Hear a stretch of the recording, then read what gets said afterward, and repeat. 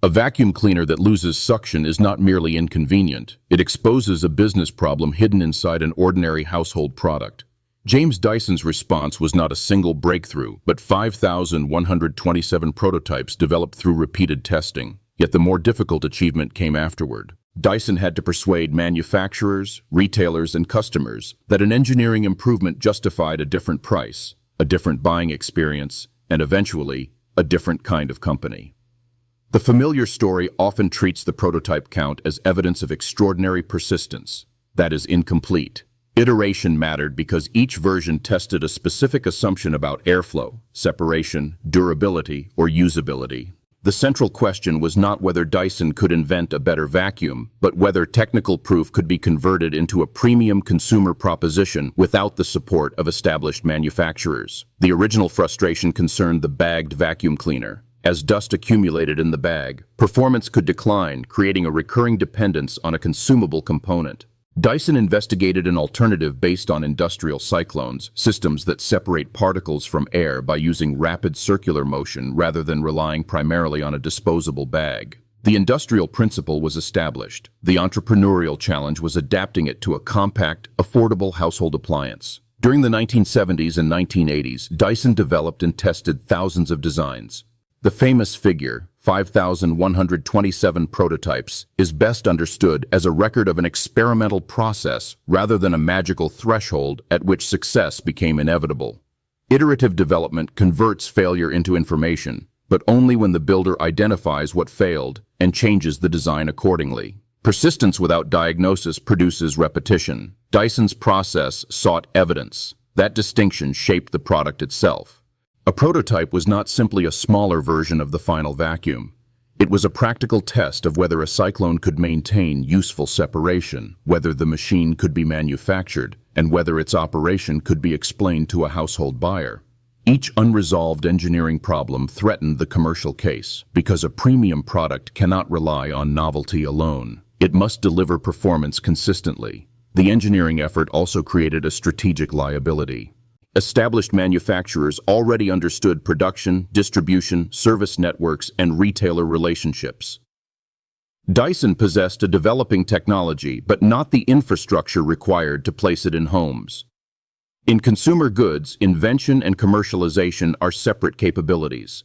A company can solve the first problem and still fail because it cannot manage the second. Manufacturers in the United Kingdom rejected Dyson's technology, according to the established account of the company's early history. Their reluctance illustrates a less glamorous obstacle in innovation. Incumbents evaluate not only whether a product works, but how it affects existing economics. A bagless system could challenge replacement bag revenue, manufacturing routines, retail expectations, and the risk profile of a new product. Technical superiority did not automatically overcome organizational resistance. This rejection forced a strategic pivot. Dyson could continue seeking permission from companies that controlled the category, or he could construct a route to market that gave the technology a chance to be judged on its own terms. The decision to pursue direct selling after British manufacturers declined the technology was therefore more than a distribution choice. It was a response to gatekeeping. Direct selling reduced dependence on an established manufacturer, but it transferred difficult responsibilities to Dyson. The company had to finance production, manage inventory, support customers, protect its reputation, and explain a technical product without the credibility borrowed from a famous appliance brand. A direct route can improve control, yet it also concentrates operational risk. The engineering problem had become a business model problem. Japan provided the first significant external validation. The G-Force vacuum won an Industrial Design Award in 1991, giving Dyson recognition beyond the workshop and beyond the manufacturers that had rejected the concept. An award could not substitute for reliable production or customer demand, but it helped translate an unfamiliar engineering approach into a credible commercial signal. Design recognition became part of the company's route to legitimacy. G-Force mattered for another reason. It demonstrated that Dyson's proposition could be framed as industrial design, not merely as a technical correction to an existing appliance. Design, in this context, included the relationship between mechanism, appearance, use, and explanation. The product had to look different enough to invite attention, while its difference had to communicate a reason for paying more. That balance would define the emerging brand. Patents added another layer of strategy. Intellectual property protection can make a technical advantage more defensible, particularly when established competitors possess greater manufacturing scale. It does not guarantee market success, and legal protection can be expensive to obtain and enforce. Still, patents can buy a company time to develop production, distribution, and brand recognition before rivals reproduce the underlying approach. For Dyson, protection supported commercialization rather than replacing it. The market challenge was therefore one of translation. Cyclonic separation is meaningful to an engineer, but most households do not purchase equations or airflow diagrams. They purchase an outcome they can understand.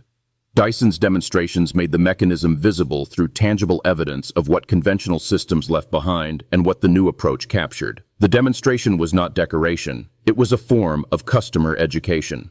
That educational function reduced an important barrier to adoption. Customers assessing an unfamiliar premium vacuum face uncertainty about whether the claimed improvement is real. A visible demonstration can lower that uncertainty by turning an invisible technical process into an observable comparison. In modern marketing language, the company was not simply promoting a feature, it was lowering the perceived risk associated with changing from a familiar category standard. The approach also influenced the economics of customer acquisition.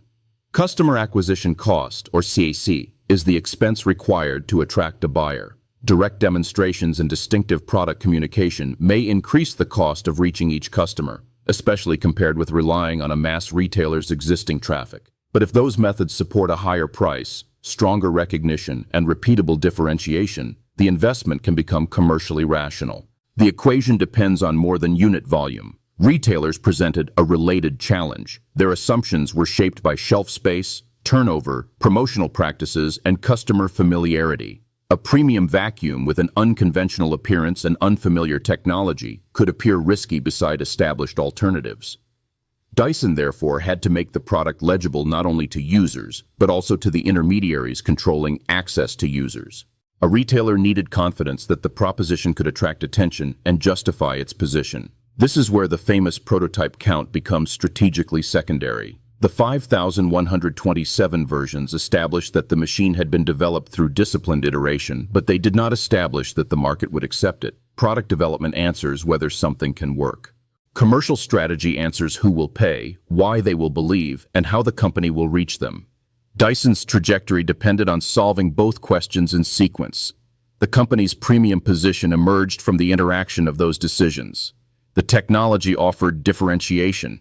Patents helped protect it. Demonstrations made it understandable. Direct selling reduced reliance on reluctant incumbents, and design recognition supplied credibility. None of these elements was sufficient alone. Together, they formed a system in which engineering could support pricing power rather than remain an impressive but isolated invention. That system also carried trade-offs. Premium positioning narrows the immediate addressable market because higher prices exclude some buyers. Direct control can improve the customer experience while increasing capital requirements and operational complexity. Strong intellectual property can deter imitation while exposing the company to legal and administrative costs. Strategic coherence does not eliminate risk. It makes the risks connected so that a weakness in one area can undermine the entire proposition. Dyson's example also complicates the popular idea of disruptive innovation. Disruptive innovation is a theory describing how a simpler or initially less established offering can reshape a market by entering overlooked segments and improving over time. Dyson's path was not simply a low-end disruption story. It pursued technical differentiation and premium presentation, challenging category conventions from a position that required customers to pay attention, understand the difference, and often pay more. The competitive lesson lies in the sequence. Dyson did not begin with a fully formed global brand and then add engineering credibility. The engineering work came first, followed by rejection, external validation, protection, distribution decisions, and communication. Each stage altered the next. The prototype created evidence, but the market strategy determined whether that evidence would become an asset or remain a private achievement. Leadership in such a company required more than endorsing experimentation. It required deciding when a design was sufficiently reliable, when further refinement justified its cost, and when the organization had to stop seeking approval from an incumbent channel. Those decisions involve uncertainty that no prototype can remove. More testing may improve the product, but delay can consume cash, surrender attention, or allow a competitor to define the category first. The less visible challenge was scaling. A founder can personally inspect prototypes and pursue technical questions. A growing company must standardize production, quality control, service, supply, and communication. The habits that support invention are not automatically the habits that support repeatable operations.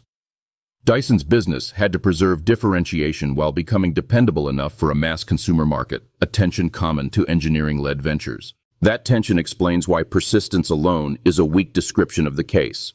Dyson's failures became valuable because they were embedded in a system of measurement, redesign, and strategic protection. Rejection became useful because it prompted a route around established gatekeepers.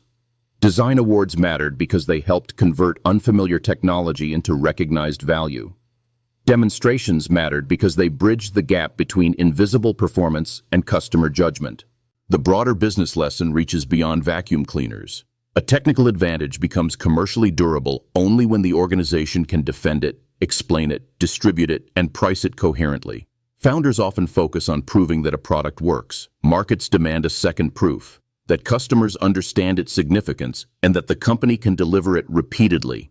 Dyson's achievement lay in treating those proofs as connected stages of one strategic problem. James Dyson therefore built Dyson through iterative prototypes, but not through iteration alone. The 5,127 designs supplied accumulated evidence. The industrial cyclones supplied a technical foundation. The G-Force vacuum and its 1991 award supplied external recognition. The decisive turn came when that evidence was paired with patents, direct selling, premium positioning, and demonstrations that made performance comprehensible.